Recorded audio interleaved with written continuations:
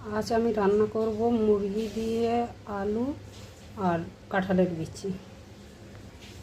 প্রথমে তেজপাতা, ছোট এলাচ, দারচিনি, লং, গোলমরিচ।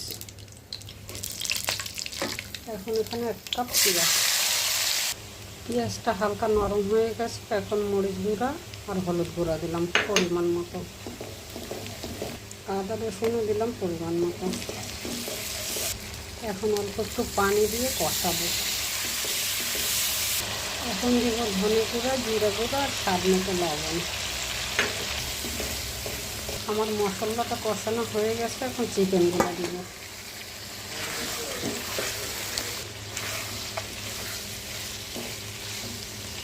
এখন একটু পানি দিব।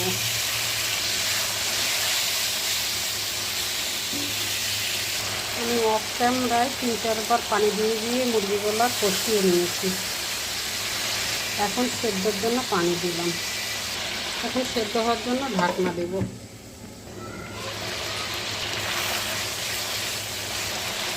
মুরগিটা মোটামুটি হয়ে গেছে। এখন আলু কাঁঠালের বিচি দেবো।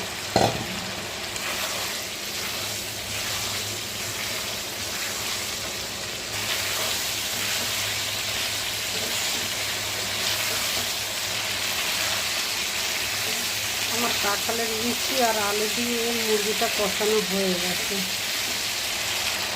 এখন সেদ্ধ হওয়ার জন্য গরম পানি দেব।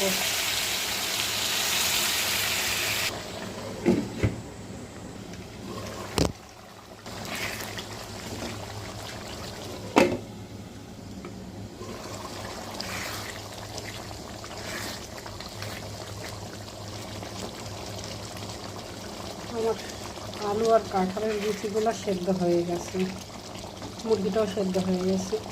এখন দিব জিরা গুঁড়া আর গরম মশলা গুঁড়া।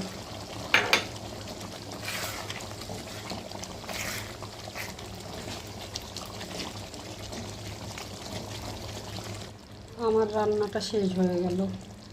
অনেক মজাদার কাঁঠালের বিচি, দেশি ছোট লাল আলু দিয়ে মুরগি রান্না।